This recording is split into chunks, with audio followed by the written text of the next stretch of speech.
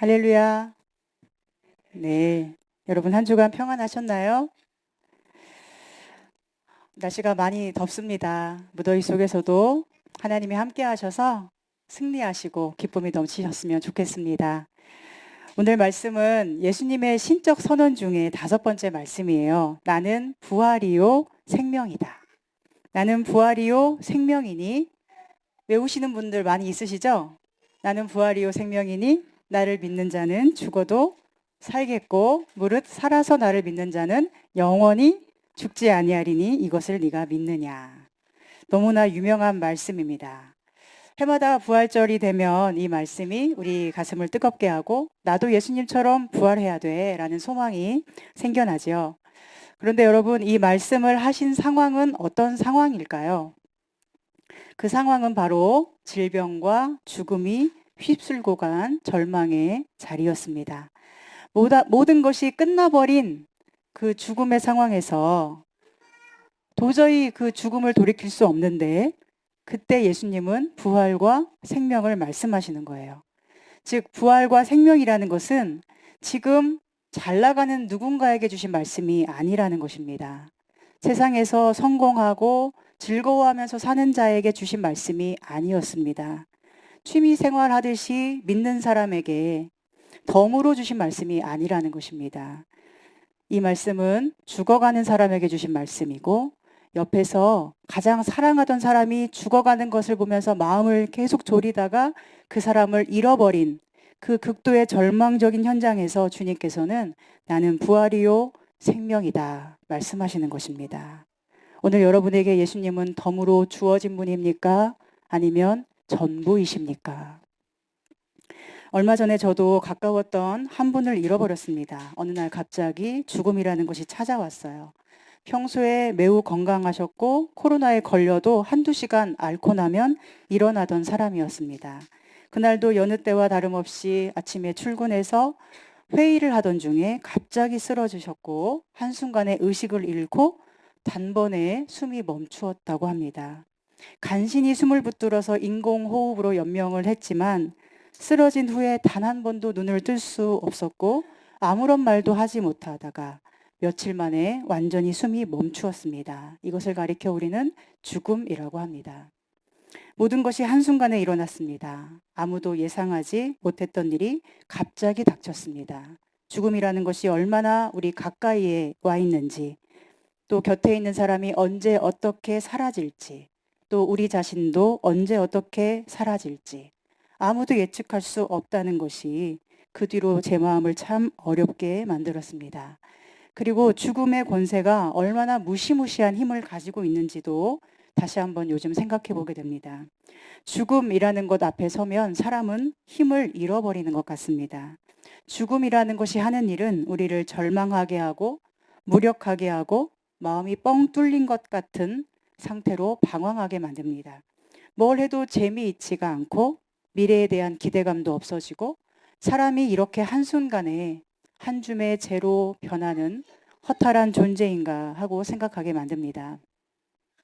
저는 13년 전에 이미 부모님을 잃었습니다. 어머니께서 2010년 7월 26일에 암으로 돌아가셨고 그 뒤 약 10개월 만인 2011년 6월 4일에 아버지께서 돌아가셨어요.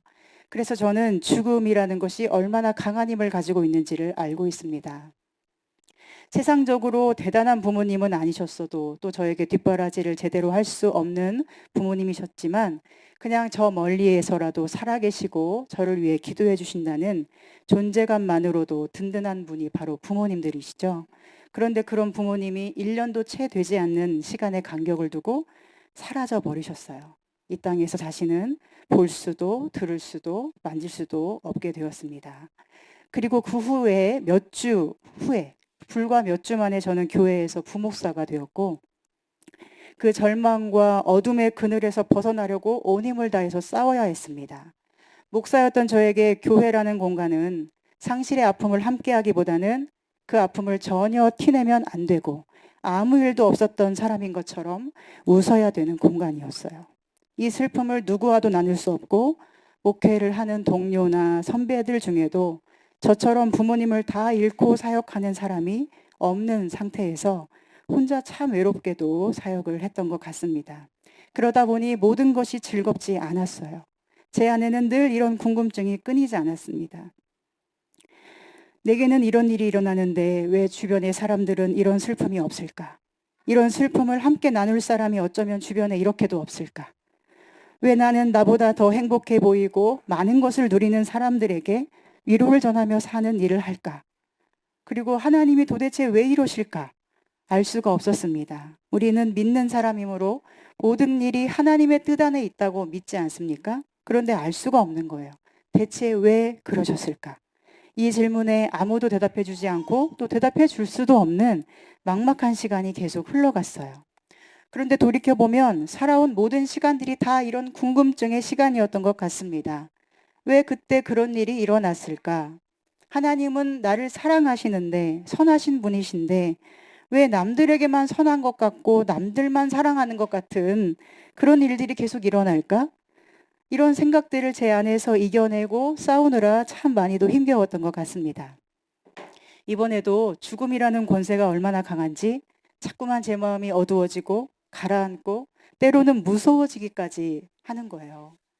여러분, 우리가 믿음이 없다면 어떤 생각을 하죠? 죽은 사람이 하늘에서 모든 것을 지켜보고 우리를 정죄할 것 같지 않습니까? 세상 사람들은 사람이 죽으면 구천에 떠도는 영혼을 달래려고 굿도 하고 제사도 드립니다. 우리에게 믿음이 없다면 죽음이라는 것이 얼마나 사람을 망가뜨릴 수 있는지를 새삼 생각해 보게 됩니다. 또 이런 생각이 들었어요. 이렇게 계속 고생하다가 어느 한순간에 끝나버리는 인생이라면 너무 가엾고 허망한 것 아닌가. 그래서 오늘 본문을 전하기가 무척 어렵고 준비하기도 매우 어려웠습니다. 부활이요 생명이라는 주님의 말씀이 이 땅에 살고 있는 사람들에게 도대체 어떤 의미가 있는가를 이 죽음의 권세 앞에서 다시 생각해 봐야 했기 때문입니다. 그냥 관념적으로 아는 것 말고 정말로 제가 아는 부활의 가치, 생명의 가치를 더 분명히 해야 했습니다.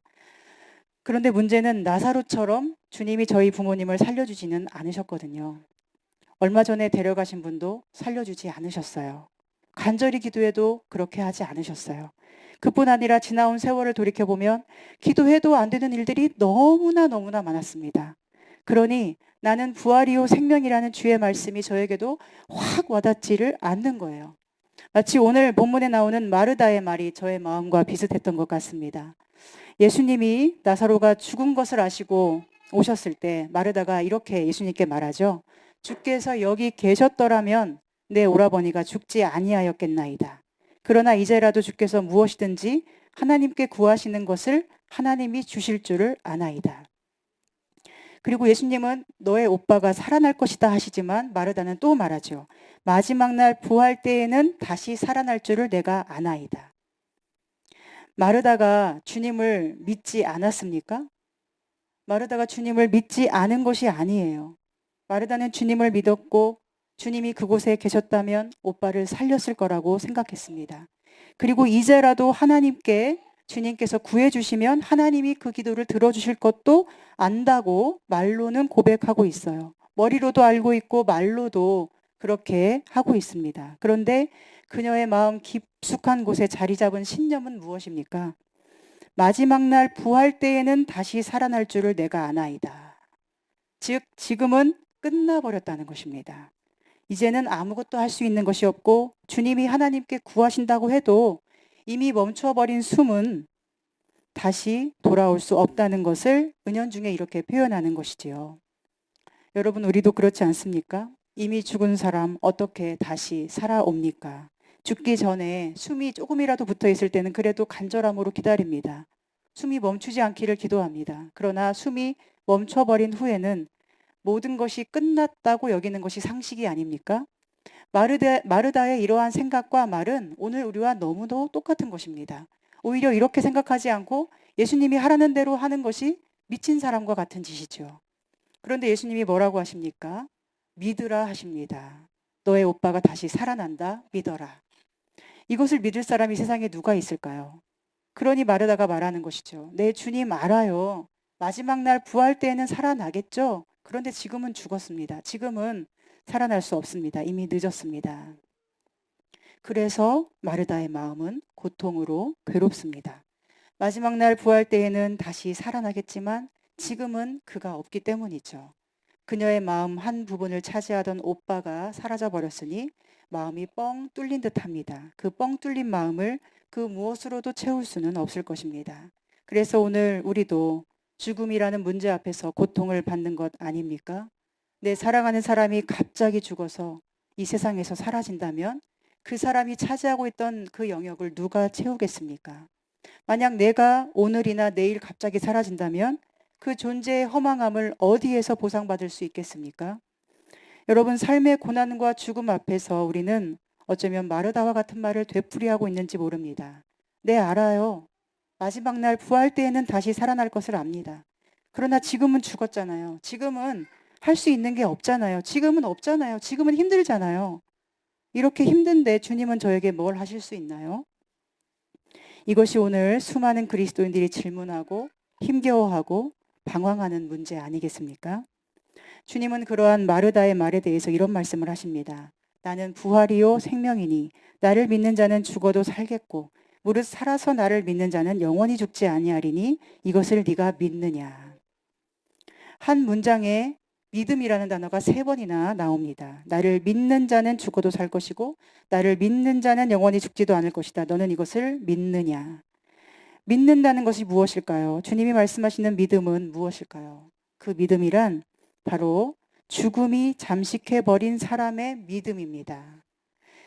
그냥 지금 살만하니까 믿습니다, 감사합니다 하는 것이 아니라 도저히 믿을 수 없고 믿어도 소용없을 것 같은 사람이 그 죽음과 절망의 자리에서 다시 드리는 그 믿음입니다. 주님은 나를 믿는 자는 죽어도 산다고 하셨습니다. 즉 죽은 사람이라도 주님을 믿으면 산다는 것입니다.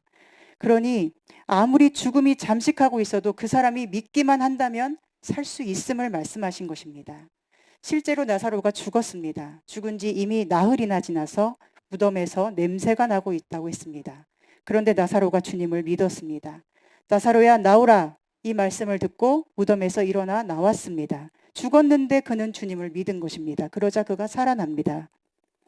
마르다는 사랑하는 오빠의 죽음 앞에서 마음이 죽었습니다. 목숨은 살아서 걸어 다니지만 마음이 죽었습니다. 그런데 살아서 주님을 믿는 그녀의 믿음이 있다면 그녀는 다시 살아날 것입니다. 절망과 죽음이 잠식해버린 듯한 인생이어도 주님을 믿으면 생명을 누린다는 것입니다. 그래서 죽어도 살고 살아서 믿으면 영원히 죽지 않는 생명을 누린다라고 하신 주님의 말씀이 오늘 우리에게 성립되고 있습니다. 히브리서 2장에 보면 죽음의 권세가 지배하는 모든 사람에 대해서 이렇게 말씀합니다. 자녀들은 혈과 육에 속하였음에 그도 또한 같은 모양으로 혈과 육을 함께 지니심은 죽음을 통하여 죽음의 세력을 잡은 자 곧 마귀를 멸하시며 또 죽기를 무서워함으로 한평생 매여 종노릇하는 모든 자들을 놓아주려 하심이니. 인간은 죽음의 세력을 잡은 마귀에게 속아서 늘 죽기를 두려워하느라 죽음의 종노릇을 하며 사는 존재라는 것입니다. 여러분, 실패하는 것이 왜 무서운가요? 병에 걸리는 것이 왜 무서운가요? 가난한 것이 왜 무섭습니까? 그것이 곧 인간의 종말, 죽음을 의미하기 때문입니다. 여러분, 제가 최근 몇 주 동안 깨달은 것이 뭔 줄 아십니까?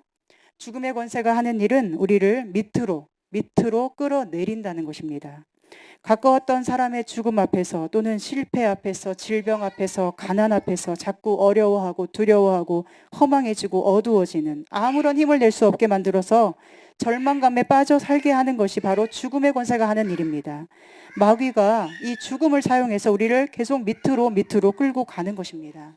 그러나 예수님이 하는 일은 무엇입니까? 마귀가 아무리 죽음의 권세를 동원해서 우리를 밑으로 끌어내려 꼼짝 못하게 해도 주님은 그것을 이미 이기셨고 죽음보다 훨씬 더 강한 힘으로 우리를 위로 끌어올리고 계시는 것입니다.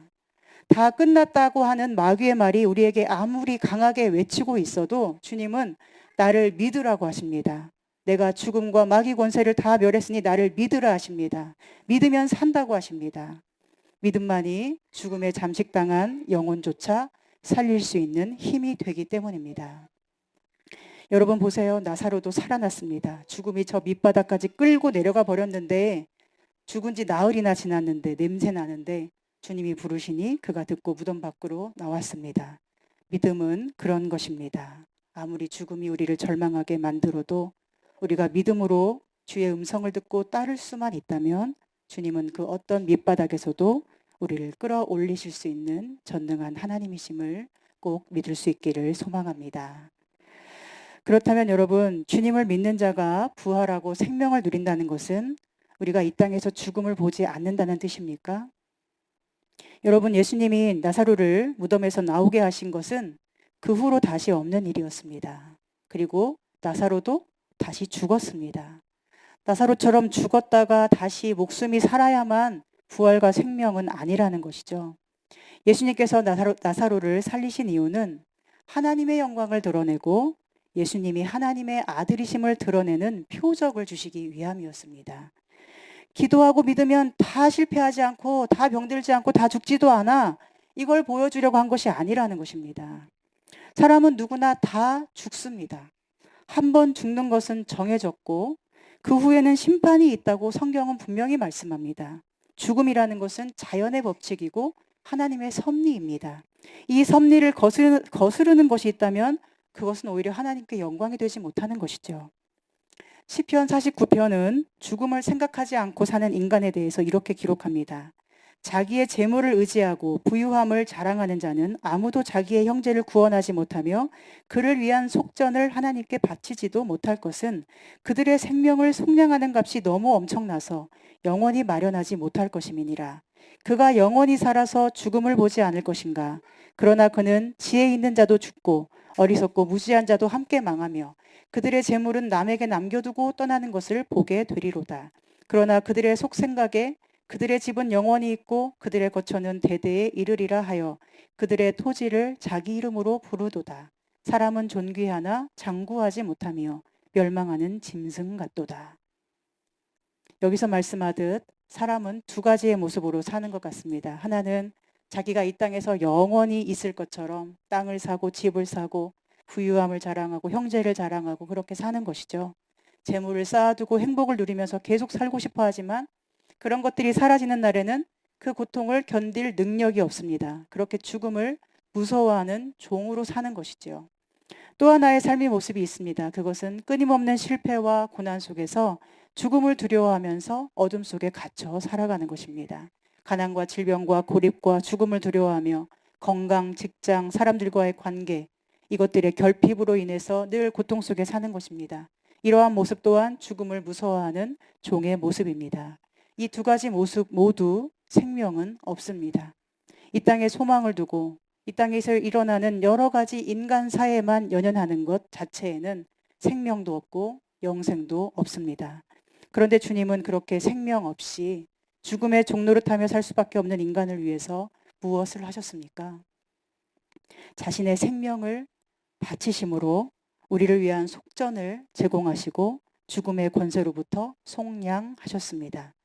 수많은 재물을 다 바쳐도 치를 수 없는 생명의 값을 예수님이 치러주셨습니다. 그래서 우리에게 생명이 있는 것입니다.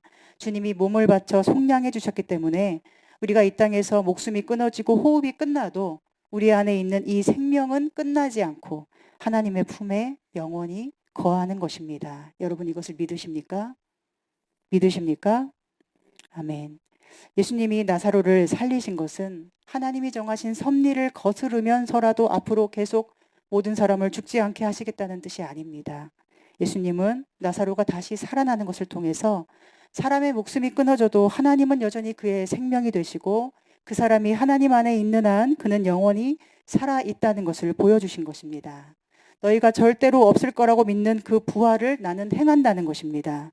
죽으면 다 끝이야 라고 너희가 아무리 굳게 믿어도 나는 끝내지 않는다라는 것입니다. 그런 주님이 우리에게 요구하시는 것은 오직 한 가지, 무엇일까요? 바로 믿음입니다. 믿음은 우리가 주님을 잘 믿으면 이 땅에서 죽음 보지 않고 실패도 안 하고 병도 안 걸리고 영원히 즐겁게 산다는 그런 믿음이 아니에요. 주님이 우리에게 원하시는 믿음은 이 땅에서 우리는 다 죽고 언젠가 다 사라지지만 주님을 믿고 따른 사람은 이 죽음의 땅에서도 생명을 누리다가 이 땅에서 호흡이 끊어지더라도 이 생명의 호흡은 계속 이어진다는 것을 믿는 믿음입니다. 또한 그 믿음은 죽음이 우리를 결코 삼킬 수가 없다는 것, 죽음이 우리를 하나님의 사랑에서 결코 떼어놓을 힘이 없다는 것을 믿는 것입니다. 로마서 8장은 하나님의 사랑에서 우리를 끊을 수 있는 것이 아무것도 없다고 말씀합니다. 사망도, 죽음도 하나님의 사랑에서 우리를 끊어놓을 수 없다고 말씀합니다. 누가 우리를 그리스도의 사랑에서 끊으리요? 환난도, 곤고도, 박해도, 기근도, 위험도, 굶어 죽는 고난도, 죽임을 당할 양처럼 초라해도 이 모든 일에 우리는 넉넉히 이길 수가 있는데 그 이유는 우리를 사랑하시는 하나님이 계시기 때문이다라고 로마서 8장 37절은 분명히 말씀합니다. 하나님의 이 사랑이 우리 안에 확실하게 믿어질 때 우리는 죽음을 이길 수가 있습니다. 하나님의 사랑은 죽음보다 강하기 때문입니다. 중요한 것은 내 안에 그 믿음이 있는가 하는 것입니다. 하나님이 나를 사랑하시고 그 사랑은 사망도 끊을 수 없다는 것을 여러분은 믿으십니까? 하나님은 지금 숨을 쉬는 이 순간에도 나를 사랑하시고 숨이 끊어지는 순간에도 영원한 생명으로 품어주신다는 것을 여러분은 믿으십니까? 하나님의 사랑이 세상의 모든 것보다 강하다는 것, 그 강한 사랑이 우리를 끌어올려 하나님 품으로 늘 이끌어가고 계심을 여러분은 믿으십니까? 세상의 고난이 아무리 극심해도 그 죽음과 같은 현실을 통해 하나님을 더 의지할 수 있게 되는 것이 정말 은혜임을 여러분은 진심으로 고백할 수 있습니까? 주님은 오늘 우리에게 물으십니다. 나는 부활이요 생명이니 이것을 네가 믿느냐? 네가 믿으면 하나님의 영광을 보리라. 네가 믿으면 살아나리라. 나를 믿는 자는 죽어도 살아나고 살아서 나를 믿는 자는 영원히 죽지 않고 살리라. 이것을 네가 믿느냐? 이 준엄하고도 따스한 예수님의 질문 앞에 여러분의 대답은 무엇입니까? 마르다가 이렇게 대답합니다. 주여 그러하외다. 주는 그리스도시요 세상에 오시는 하나님의 아들이신 줄 내가 믿나이다. 우리의 대답도 이러하기를 소망합니다. 주여 그렇습니다. 주는 죽은 자를 살리고 죽은 내 영혼을 살리고 나의 생명의 속전을 지불하심으로 나를 구하신 그리스도이십니다.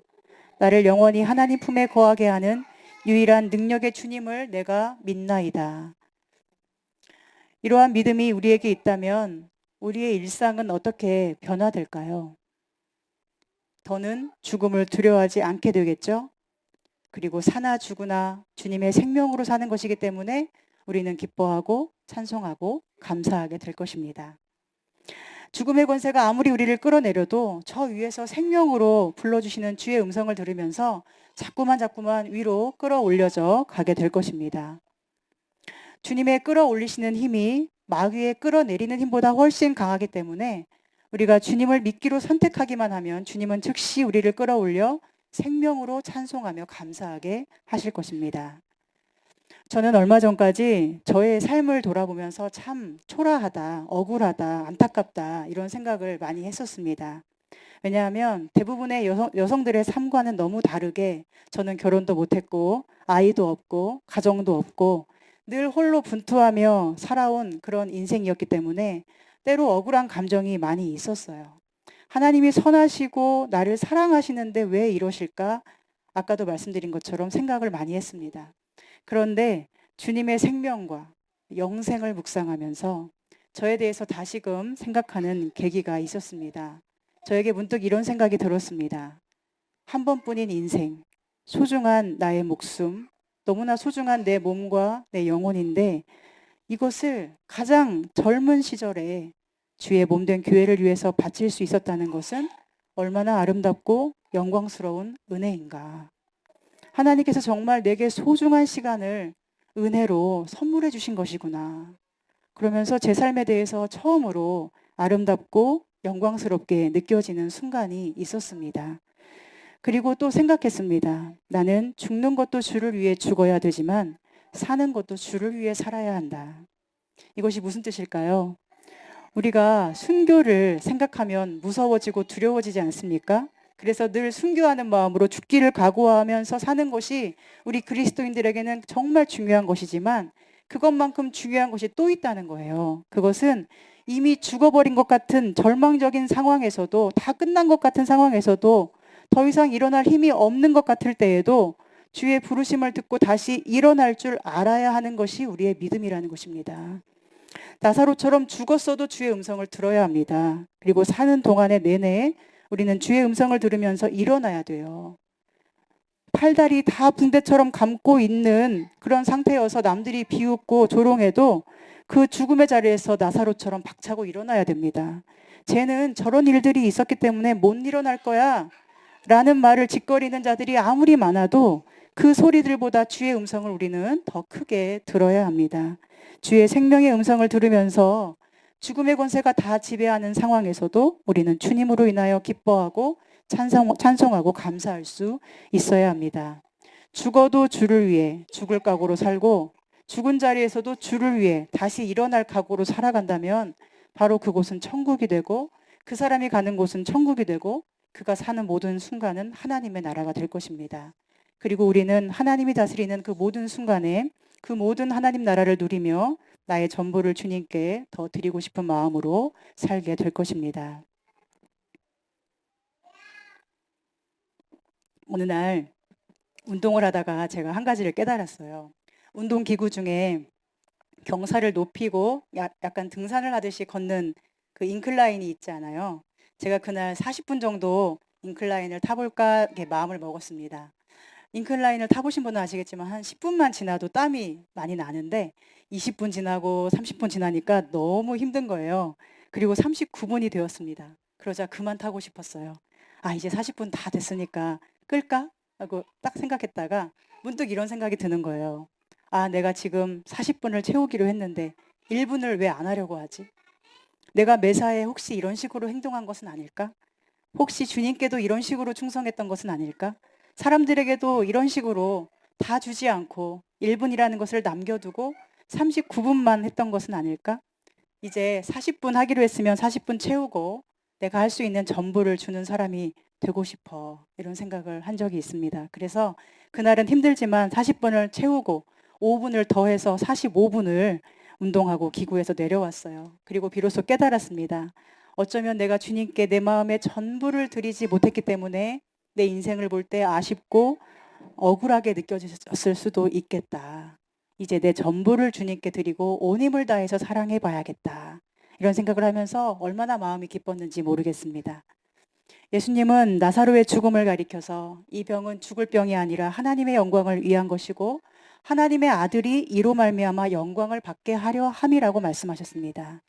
죽음조차도 하나님의 영광을 위해 사용하시는 주님이십니다. 그리고 그가 살아난 것도 주님께 영광이 되었습니다. 오늘 우리도 사나 죽으나 주님의 것임을 고백함으로 실패하고 절망하고 또 힘겹고 무거운 삶의 자리에서도 이것이 주님의 영광을 위한 것이라면 내 한 목숨 힘을 다해 전부를 주님께 드릴 수 있기를 결단하면서 죽은 것 같은 상황에서도 힘써 일어나서 오직 주의 영광을 위해 존재하는 삶이 되기를 소망합니다. 이따가도 없어질 우리의 호흡, 존재하는 것 같지만 언제 사라질지 모르는 우리 목숨이지만 주의 영광을 위해서 전부 드리며 살아간다면 그 모든 순간은 생명이 되고 하나님의 품에 거하는 영생의 순간이 될 것을 믿습니다. 여러분, 죽음이라는 것은 늘 우리 눈앞에 가까이 있습니다. 마귀는 늘 죽음을 이용해서 우리를 끌고 다니려고 합니다. 언제 죽음의 그늘이 들이올지 아무도 모릅니다. 그래서 우리는 순간순간을 생명으로 채워야 합니다. 매 순간 주님을 생각하고 찬송과 감사로 나의 전부를 드리며 온 힘을 다해 주님을 사랑해야 합니다. 제가 아는 어떤 분이 교회 나가세요 라고 조심스럽게 말하면 저에게 늘 이렇게 대답합니다. 50살 넘으면 나갈게요. 지금 30대 초반이거든요. 50살까지는 돈 많이 벌고 하고 싶은 거 다 하다가 50살 넘으면 그때 교회 갈게요 이렇게 말합니다. 그런데 여러분, 50살까지 사는 보장 아무에게도 없죠. 그리고 나중에 죽기 전에 믿을 수 있는 기회가 있을지도 아무도 모릅니다. 죽음이라는 것은 너무나 순식간에 오기 때문이에요. 예수님께서 알지 못하는 시간에 도둑처럼 오시겠다고 하신 말씀이 이런 것 아닙니까? 회개할 기회도 없이 믿는다고 고백할 기회도 없이 심판의 시간이 우리 앞에 올 수 있습니다. 또 사랑한다고 말할 기회도 없이 어느 날 우리가 사랑하는 사람이 갑자기 사라질지도 몰라요. 지금 여러분 곁에 있는 그 한 사람 한 사람이 오늘이 마지막일 수도 있습니다. 오늘이 마지막일 수 있다는 마음가짐으로 바라본다면 얼마나 소중하고 아름답게 보이는지 모릅니다. 마음에 안 드는 부분이 있어도 그 생명이 우리 곁에 호흡하는 것 자체로 감사하고 행복한 일이 될 것입니다. 또 우리의 기억력도 마찬가지예요. 지난주에 어떤 유튜브 강연을 하는 강사분이 강연 중에 이런 고백을 하는 것을 보았습니다. 자기가 이제 50세가 되었는데 자꾸 몇 년 전부터 아파트 이름을 까먹고 호수도 까먹어서 병원에 가보니까 치매일 수 있다는 말을 들었다는 거예요. 사진을 아직 안 찍어봤다고 하긴 했는데요. 그가 어릴 때부터 받았던 가정폭력의 트라우마, 또 지금 어른이 되어서도 사람들에게 계속 고민 상담해 주면서 함께 공감해 주고 그 상처를 느꼈던 그 흔적들이 해결되지 않은 채 계속 반복되고 쌓여서 그것이 기억력을 관장하는 해마에 영향을 주었을지도 모른다고 의사가 말했다고 합니다. 평소에 사람들과 진솔하게 소통하는 분이어서 저도 마음으로 그분을 응원하고 있었는데 그 얘기를 듣는 순간 마음이 참 먹먹해지더라고요. 그분의 그동안의 상처와 눈물이 그 몸에 보석처럼 박혀 있는 것이 느껴졌습니다. 그리고 저를 돌아봤어요. 저의 지금까지의 고난에 대해, 눈물에 대해서. 아, 이 모든 것이 보석처럼 내 몸에도 곳곳에 박혀 있겠구나 생각하면서도 한편으로는 걱정도 되더라고요. 그래, 내 기억력도 언제 사라질지 모르지. 이 소중한 기억력 잃기 전에 더 감사하고 찬송하고 더 사랑하고 기쁘게 살아야겠다 생각했습니다. 그런데 기억력뿐입니까? 우리의 몸도 언제 사라질지 모릅니다. 우리 장기를 잃을 수도 있고 시력을 잃을 수도 있고 팔과 다리를 잃을 수도 있어요. 그런 장애를 가진 사람은 예측을 하고 당했겠습니까? 모든 것을 잃어버리는 듯한 죽음의 현실은 순식간에 우리를 찾아옵니다. 그러니 모든 일을 나중으로 미루지 말고 오늘에 충실했으면 좋겠습니다. 예배를 드려도 오늘이 마지막 예배일 수 있다는 마음으로 하나님께 최선의 예배, 최선의 사랑을 드리면 좋겠습니다. 사람을 만나더라도 오늘이 이 사람을 사랑할 마지막 기회일 수 있다는 마음으로 더 따뜻하고 친절하게 대하면 좋겠고요. 그렇게 우리의 전부를 다 드리는 심정으로 아낌없이 남김없이 계속 사랑하다가 언제 갑자기 하나님이 데려가시더라도 그것이 나이든 내 소중한 사람이든 나의 기억이든 내 몸의 일부든 우리는 찬송하고 감사하며 생명을 누리던 그 생명의 삶을 계속해서 영원히 이어갈 수 있었으면 좋겠습니다. 우리 마지막으로 시편 57편 6절부터의 말씀을 제가 읽어드리겠습니다. 그들이 내 걸음을 막으려고 그물을 준비하였으니 내 영혼이 억울하도다. 그들이 내 앞에 웅덩이를 팠으나 자기들이 그 중에 빠졌도다. 하나님이여 내 마음이 확정되었고 내 마음이 확정되었사오니 내가 노래하고 내가 찬송하리이다. 내 영광아 깰지어다. 비파야 수금아 깰지어다. 내가 새벽을 깨우리로다. 주여 내가 만민 중에서 주께 감사하오며 문나라 중에서 주를 찬송하리이다. 무릇 주의 인자는 커서 하늘에 미치고 주의 진리는 궁창에 이르나이다. 하나님이여 주는 하늘 위에 높이 들리시며 주의 영광이 온 세계 위에 높아지기를 원하나이다. 아멘.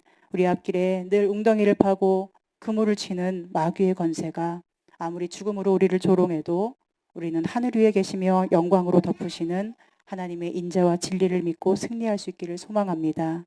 모든 죽음의 권세를 멸하시고 승리하신 예수님이 저와 여러분의 부활 생명이 되심을 힘써 고백하면서 그분이 나를 사랑하시고 선하시고 신실하신 분이라는 그 큰 믿음 안에서 감사와 찬송으로 영광 돌리는 우리 모두 되기를 간절히 소망하고 축복합니다. 이 시간 함께 기도하기를 원합니다. 주님, 마귀의 권세가 죽음을 이용해서 저희를 밑으로 끌어내리려고 해도 저희는 하나님 사랑을 의지해서 기뻐하고 감사하고 찬송하기로 마음을 정합니다. 우리의 마음이 확정되었사오니 주께서 약속하신 부활 생명을 기억하며 이제 죽는 것도 주의 영광을 위해서 사는 것도 주의 영광을 위해서 살 수 있는 우리가 되게 해 주시옵소서. 함께 기도하며 하나님 앞에 개인적으로 나아가겠습니다.